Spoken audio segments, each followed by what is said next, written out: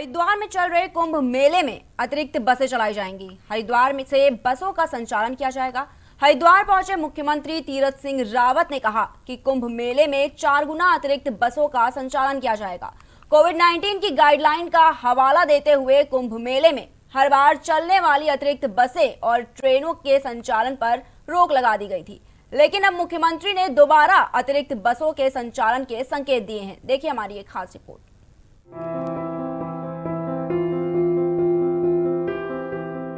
मुख्यमंत्री तीरथ सिंह रावत ने पूर्व मुख्यमंत्री त्रिवेंद्र सिंह रावत के हरिद्वार महाकुंभ को सीमित करने के फैसले पर यू टर्न ले लिया है।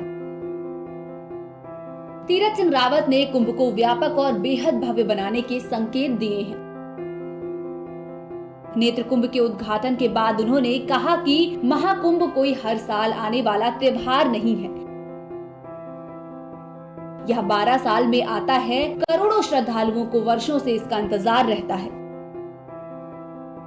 इसलिए महाकुंभ में आने के लिए श्रद्धालुओं पर कोई रोक टोक नहीं होगी। उन्होंने कहा कि महाकुंभ की भव्यता को लेकर खड़े हो रहे संशय और फैलाए जा रहे संदेशों को खत्म किया जाएगा। 1 अप्रैल से महाकुंभ को और विस्तार दिया जाएगा। श्रद्धालुओं के आने और जाने के लिए 4 गुना अधिक बसें चलेंगी। स्पेशल ट्रेनों के संचालन के लिए भी रेलवे से वार्ता की जाएगी। सीएम ने कहा कि बिना जनता जनार्दन और संतों के महाकुंभ कैसे हो सकता है। उन्होंने यह भी कहा कि उत्तराखंड में कोरोना तब भी कुछ नहीं बिगाड़ पाया जब देश में पूरे चरम पर था। अब परिस्थितियों में काफी सुधार है, इसलिए महाकुंभ के आयोजन में कोई परेशानी नहीं होनी चाहिए। इतना जरूरी है कि मास्क और सैनिटाइजर का प्रयोग जरूरी है। महाकुंभ में जब इतने धार्मिक आयोजन होंगे और उन्हें देखने वाला कोई ना होगा तो फिर क्या फायदा। महाकुंभ देखने और स्नान करने देश दुनिया के लोग हरिद्वार पहुंच सके, इसलिए कोविड नेगेटिव रिपोर्ट लाने की अनिवार्यता को खत्म कर दिया है। नेत्र कुंभ का फायदा भी जरूरतमंदों को तभी मिलेगा जब महाकुंभ भव्य होगा और अधिक से अधिक श्रद्धालु व संत आएंगे। अखिल भारतीय अखाड़ा परिषद के अध्यक्ष श्री महंत नरेंद्र गिरी ने कहा कि मुख्यमंत्री तीरथ सिंह रावत ने जो निर्णय कुंभ को लेकर लिया है, उससे संत समाज उत्साहित है। अब मेला प्रशासन की ओर से कुंभ से जुड़े कार्यों को तत्काल धरातल पर उतरना चाहिए। उन्होंने कहा कि हरिद्वार में ऐसा कुंभ हो कि श्रद्धालु प्रयागराज कुंभ को भूल जाएं। Output desk prime TV. बढ़ते अगली खबर की ओर। भारतीय किसान यूनियन के राष्ट्र अध्यक्ष नरेश टिकैत के काफिले को बहादुराबाद टोल प्लाजा पर रोककर टोल वसूलने को लेकर जमकर हंगामा हुआ। भाकियू के कार्यकर्ताओं ने टोल प्लाजा में तोड़फोड़ कर कर्मचारियों की पिटाई कर दी। हंगामे की सूचना पर पहुंची पुलिस ने माहौल को शांत करवाकर भाकियू के काफिले को रवाना किया। वहीं भाकियू ने भी टोल कर्मचारियों पर मारपीट का आरोप लगाया है। बता दें कि भाकियू के राष्ट्र अध्यक्ष नरेश टिकैत का काफिला देहरादून के डोईवाला की ओर जा रहा था। काफिले में शामिल करीब 40 चौपहिया वाहन जैसे ही बहादुराबाद के टोल प्लाजा पर पहुंचे तो टोल टैक्स अदा करने को लेकर भाकियू पदाधिकारियों की टोल कर्मचारियों से कहासुनी हो गई। टोल कर्मचारियों का आरोप है कि भाकियू कार्यकर्ताओं ने प्लाजा पर तोड़फोड़ शुरू कर दी और उनके साथ भी मारपीट पर उतर आए। आरोप है कि टोल पर तैनात महिला कर्मचारियों से भी अभद्रता की गई। इधर हंगामे की सूचना मिलने पर बहादुराबाद पुलिस मौके पर पहुंच गई।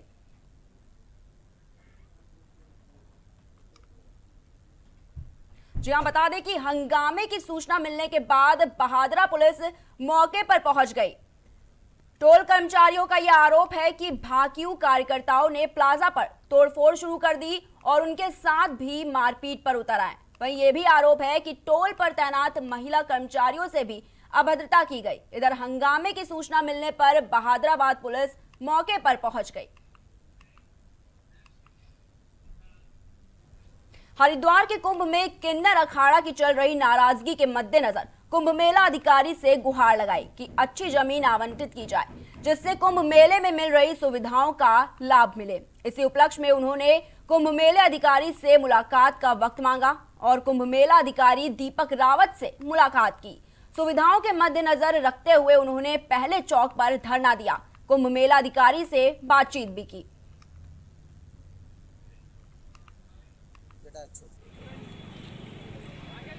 लक्ष्मी जी से पिछले कई दिनों से वार्ता चल रही है और उनके समुदाय के और भी बहुत से लोग आज यहाँ पे आए हैं। लगातार हमारा डायलॉग जारी है और मुख्यतः जो डिमांड थी वो भूमि को लेके थी।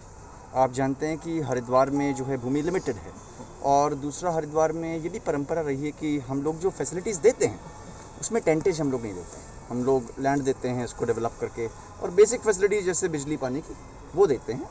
और इसमें अभी मैंने कहा है अपना हमारा जो स्टाफ जो लैंड मैनेजमेंट करता है कि कोई उचित ज़मीन ये दिखवा लें, लेकिन जो भी ज़मीन होगी उसमें आप लोग भी एक बार उसका ज़रूर निरीक्षण कर लें ताकि उसमें फिर आगे। आज हमारी जो मांगे थी, हमने मेला अधिकारी दीपक रावत जी से जो हमारी 2-4 दिन से बातचीत चल रही थी, उस पे मुख्यमंत्री ने जो आदेश भी दिया है दूसरों के लिए कि जिस तरीके से उनको ज़मीन मिलेगी, कुछ मिलेगी, तो हम अपनी सुविधाओं के बारे में, क्योंकि किन्नर समाज एक ऐसा समाज है जो सबसे ज़्यादा उपेक्षित समाज रहा है और सनातन धर्म के बच्चे दूसरे धर्म में अपना आसरा ढूंढते रहे, तो इसके लिए किन्नर अखाड़े का गठन हुआ। हमने 2 कुंभ किया, उज्जैनी का महाकुंभ और प्रयागराज का अर्धकुंभ। महाकुंभ में हम हरिद्वार में आए हैं, कोरोना काल है, सारी चीज़ें हर दिन एक नए फैसले आ रहे हैं। तो दीपक रावत जी ने हमें बताया है कि कुछ ना कुछ वो किन्नर अखाड़े के लिए करेंगे। कल हमें ज़मीन कहीं दिखाने वाले हैं प्रशासन के लोग और उस हिसाब से हमारी सारी जो बातचीत थी वो एक विराम पे आ गई है। कल हम ज़मीन देख के और उन्होंने हमें आश्वासन दिया है कि किन्नरों के साथ बिल्कुल लैंगिक भेदभाव नहीं होगा या किन्नर अखाड़े के साथ नहीं होगा। संविधान के आगे सब एक नज़रिया से सबको देखा जाता है और इसी तरीके से दीपक रावत जी ने। बढ़ते अगली खबर की ओर। हरिद्वार के भेल मुख्य चिकित्सालय से सटे राजाजी टाइगर रिजर्व के जंगल में भीषण आग लगने से हड़कंप मच गया। दमकल विभाग की 4 गाड़ियों ने करीब 5 घंटे की कड़ी मशक्कत के बाद आग पर काबू पाया। गनीमत रही कि इस अग्निकांड ने मुख्य चिकित्सालय को अपनी चपेट में नहीं लिया और एक बड़ी जनहानि होने से टल गई। गर्मी का सीजन अभी ठीक से शुरू भी नहीं हुआ है कि जंगलों में आग लगने की घटनाएं होने लगी हैं। भेल मुख्य चिकित्सालय के पीछे स्थित राजाजी टाइगर रिजर्व के जंगल में अचानक आग लग गई। वहीं अस्पताल की बाउंड्री के बराबर में स्थित सूखी झाड़ियां होने के कारण आग ने विकराल रूप धारण कर लिया। हवा चलने के कारण आग ने कुछ ही देर में आसपास के बड़े इलाकों पर कब्जा कर लिया, जिसके बाद अस्पताल प्रबंधन द्वारा इसकी सूचना दमकल विभाग को दी गई। वहीं मौके पर पहुंची दमकल की 4 गाड़ियों ने कड़ी मशक्कत करने के बाद बड़ी मुश्किल से आग पर काबू पाया।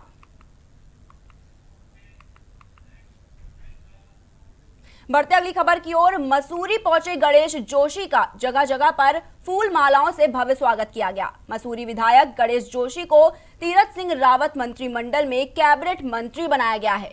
मसूरी पहुंचने पर कैबिनेट मंत्री गणेश जोशी का टैक्सी एसोसिएशन मसूरी व्यापार मंडल मसूरी के साथ ही कई सामाजिक और राजनीतिक संगठनों ने फूल मालाओं से स्वागत किया। वहीं इस मौके पर भारी संख्या में भाजपा कार्यकर्ताओं ने गणेश जोशी जिंदाबाद के नारे लगाए और जमकर आतिशबाजी की। वहीं इस अवसर पर कैबिनेट मंत्री गणेश जोशी से कहा कि मसूरी की जनता से उन्हें बहुत प्रेम और स्नेह मिला है और उन्होंने पार्टी के आला कमान और शीर्ष नेताओं और राजनीतिक गुरु हरबंस कपूर का आभार व्यक्त किया और कहा कि पार्टी ने उन्हें जो दायित्व सौंपा है वह उस पर खरे उतरने का प्रयास करेंगे। बैंकों के निजीकरण के विरोध में बैंक एम्प्लॉइज यूनियन से जुड़े बैंक कर्मी आज 2 दिवसीय हड़ताल पर हैं, जिसके चलते ऋषिकेश में बैंक बंद पड़े हुए हैं। बैंक बंद होने की वजह से लोगों को काफी दिक्कतों का सामना करना पड़ रहा है। लोगों का कहना है कि बैंकों के बंद होने के बाद जरूरी कार्यों के करने में खासी दिक्कतें हो रही हैं। बैंक एम्प्लॉयज यूनियन के जिला सचिव मयंक शर्मा ने बताया कि सरकारी बैंकों के निजीकरण का विरोध किया जा रहा है। इससे पूरे देश के लगभग 10 लाख बैंक कर्मी हड़ताल पर हैं। उन्होंने कहा कि राष्ट्रीयकृत बैंकों का निजीकरण करना सरकार की जन विरोधी नीति है। साथ ही कहा कि सरकार अगर अपने इस फैसले को वापस नहीं लेती है तो आगे उग्र आंदोलन किया जाएगा। सर, देश में राष्ट्रीयकृत बैंकों के निजीकरण के लिए चलते जो सरकार की जो जन विरोधी नीतियां हैं, उसके विरोध में समस्त देश में सारे राष्ट्रीयकृत बैंकों में आज और कल यानी 15 और 16 मार्च इन 2 दिनों की हड़ताल है। इन 2 दिनों में देश के लगभग 10 लाख बैंक अधिकारी और कर्मचारी पूरी तरह से हड़ताल पे हैं। सभी राष्ट्रीयकृत बैंक। बढ़ते अगली खबर की ओर। पिछले कुछ दिनों से मनसा देवी के पास हरिद्वार रोड पर 600 गज की जमीन का मामला सुर्खियों में है। उक्त भूखंड पर एक संत अपना दावा कर रहा है, जबकि दूसरे पक्ष नाथीराम तोमर ने उनके पास जमीन के मालिकाना हक से जुड़े तमाम दस्तावेज होने की बात कही है। वहीं हाल में दूसरा पक्ष नाथीराम तोमर फिलहाल भूखंड पर काबिज है। इस मामले में जिलाधिकारी की जांच में भी संत का जमीन से दूर दूर तक ताल्लुक न होने के बाद साबित हो चुकी है। दरअसल मनसा देवी के समीप करीब 1300 गज का एक भूखंड है। इसमें 600 गज जमीन पर हाल ही में एक संत ने अपना हक जताते हुए किसी अन्य से उक्त भूमि खरीदने का दावा किया है, जबकि भूखंड के मौजूदा कब्जेदार नाथीराम तोमर का कहना है कि वह पिछले 40 साल से उक्त जमीन पर काबिज है। इसके साथ ही जमीन के मालिकाना हक से जुड़े तमाम दस्तावेज भी उनके पास हैं। ये बाबा सुन के अभी 1-2 महीने से बाबा ये प्रकट हुआ है, कोई प्रकाशानंद करके। इसका काम है, ये भूमाफिया टाइप का आदमी है। ये भट्टोवाला की तरफ इसका यही काम है, लोगों की ज़मीनें कब्जाना, भोले वाले लोगों को धमकाना, उनकी ज़मीनें कब्जाना, जंगलात फॉरेस्ट लैंड कब्जाना।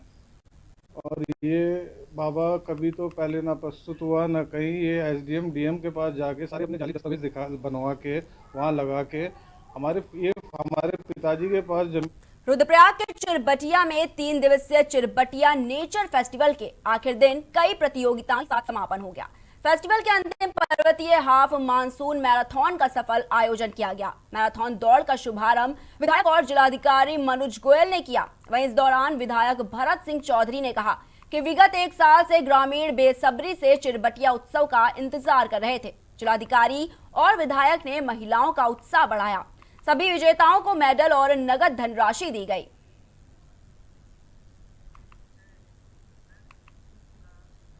बढ़ते अगली खबर की ओर। मसूरी में एक युवक से फांसी लगाकर अपने जीवन लीला को समाप्त कर दिया। बताया जा रहा है कि युवक मानसिक रूप से तनाव में था, जिसकी वजह से उसने जंगलों में पेड़ से लटक कर अपनी जीवन लीला को समाप्त कर दिया। बता दें कि मृतक की कार का ब्रेक फेल हो गया था, जिसमें कुछ गाड़ियों और 2 पहिया वाहनों को टक्कर लग गई थी, जिससे वाहन क्षतिग्रस्त हो गई, जिसके बाद मृतक सदमे में था। वहीं इसके बाद उसने हत्या कर ली। फिलहाल पुलिस ने शव को कब्जे में लेकर पोस्टमार्टम के लिए भेज दिया है और आगे की कार्रवाई शुरू कर दी है। ये एक स्थानीय व्यक्ति के माध्यम से जो है सूचना मिली थी कि किसी व्यक्ति का शव जो है पेड़ से टका हुआ यहाँ लंबीधार माइंस के पास मिला है। इस सूचना पर मौके पे हम लोग पहुँचे हैं तो देखा कि एक व्यक्ति जो है मृत अवस्था में, जिसका नाम जो है राहुल पटवाल है, किंगरेग मसूरी का रहने वाला है। इसने जो है 8 साढ़े 8 बजे करीब सुबह सुसाइड कर लिया है। शव को जो है हम लोगों ने सील कर पंचायतनामे की कार्रवाई किया और पोस्ट। पहाड़ समाचार में बस इतना ही। देश दुनिया की तमाम बड़ी खबरों को देखने के लिए देखते रहिए प्राइम टीवी।